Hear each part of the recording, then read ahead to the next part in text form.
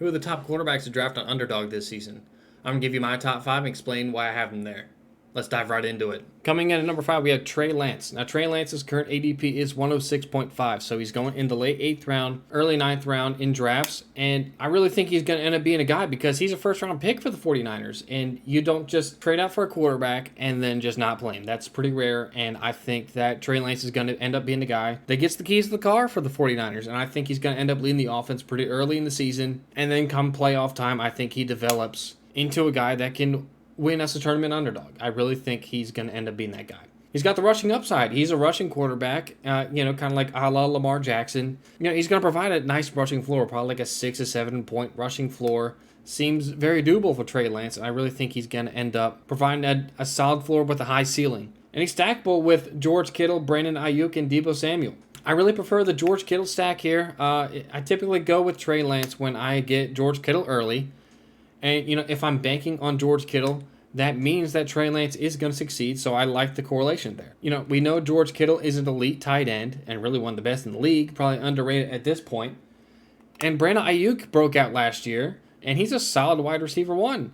And Deebo Samuel is a decent, third option for that offense. Not really someone I'm high on, but I think that he's a guy that could do well. But again, I'm really prioritizing the Trey Lance, George Kittle stack. I kind of see it as, like a Lamar Jackson to Mark Andrews kind of a thing, where you don't necessarily need, 2 receivers for this stack to work. You can just have Trey Lance getting the numbers on the ground, and then the numbers through the air are probably going to George Kittle. And you could probably say the same thing about Brandon Ayuk too, where you don't necessarily need George Kittle in that stack. But I prefer George Kittle over Brandon Ayuk in this situation. And I think Trey Lance has huge upside and could win a tournament on Underdog. Coming in at number 4, we have Justin Fields. His ADP is 124.4, so he's going in the early 10th round of Underdog drafts, so he's a pretty decent value. And my exposure to him is just the same as Trey Lance, 13.6%, so I have a decent amount of Justin Fields. He's also a first-round draft pick, so he should be a guy that gets the keys to the offense pretty soon. And I really don't see Andy Dalton holding him back too much. I see Dalton as more of a mentor than the starting quarterback for the whole season for the Bears.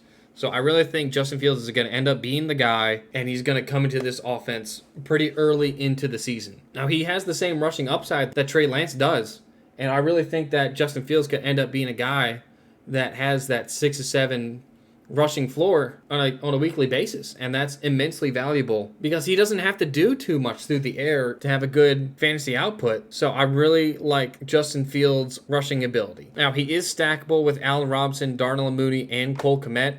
I really like getting to Allen Robinson when I can. His range is chock full of really good receivers, and Allen Robinson should be a guy that gets a ton of targets this year, whether it's from Andy Dalton or Justin Fields. Now, Darnell Mooney around pick 90 is a guy that I'm getting a ton of just because I see the value there. Darnell Mooney was subject to, Mitch Trubisky just missing him on a ton of deep routes. And I think that Justin Fields could be a guy that really takes Darnell Mooney to the next level, and that could be a solid connection. And Cole Kmet's going very late in drafts at tight end, and he's a guy that could end up being like a safety blanket for Justin Fields. I really see, like a Lamar Jackson, Mark Andrews thing going on there. And I really think that Cole Kmet could end up being a guy that Justin Fields goes to when he's in a pinch. At number 3, we have Aaron Rodgers. His current ADP is 84.4, so he's going in the late 6th, early 7th round. And my exposure to him is also 13.6%, so I have a decent amount of shares to Aaron Rodgers.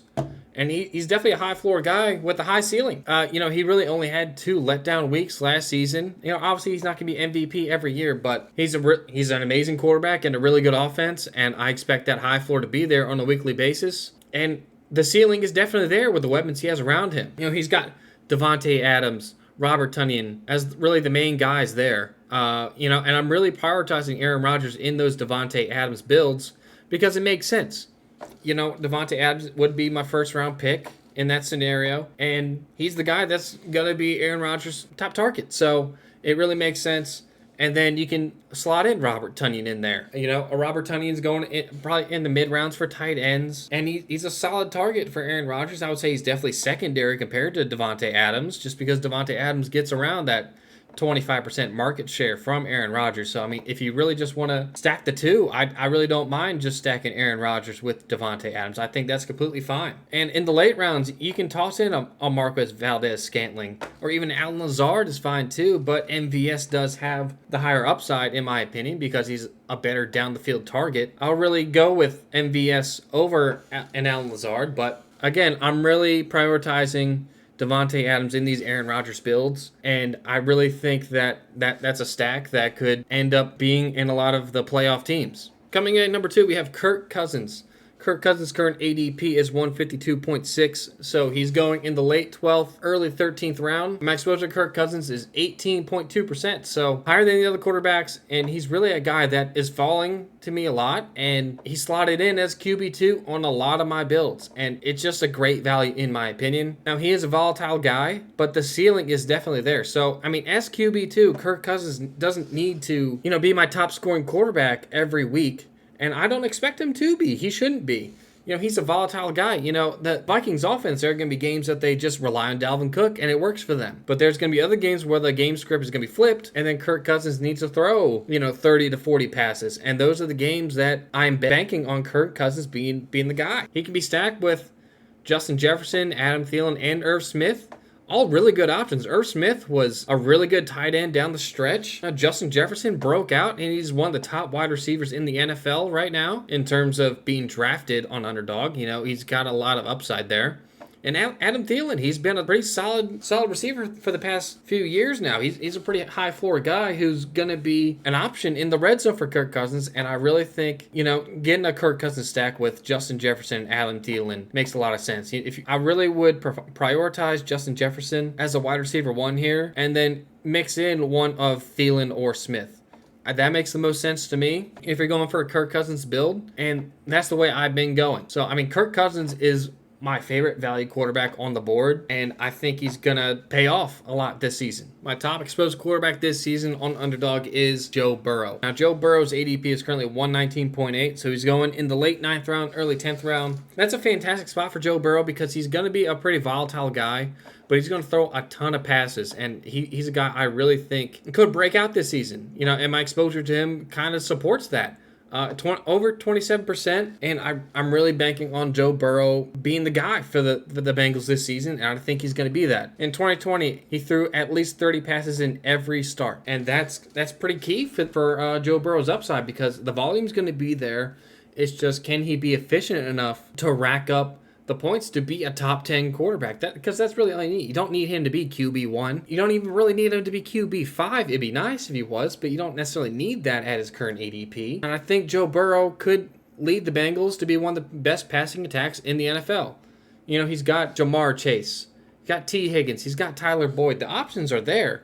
Even Joe Mixon out of the backfield is a solid option. And Jamar Chase, he already has the chemistry with Joe Burrow. And I think that connection could be a solid one. Jamar Chase is going to be a guy that's going to stretch the field. And T. Higgins is a solid option. He's a guy that if you get him the ball in open space, he's going to make some big plays. And we know that the Bengals offensive line struggled last season, and who will be the guy that gets underneath targets? Tyler Boyd. Tyler Boyd's going to get those underneath routes, and he's going to just rack up the PPR points. And Tyler Boyd is a solid option who's going way after Jamar Chase and T. Higgins. So, I mean, if you're going to stack the Bengals in a 3-man stack, I would recommend going Burrow, one of Chase and Higgins, and then getting Tyler Boyd later. That makes a lot of sense to me. So I'm really banking on the Bengals passing offense this year, and I think Joe Burrow could be a guy that wins somebody a tournament. If you went on to enjoy the video, make sure you slap a like on the video and subscribe to the channel.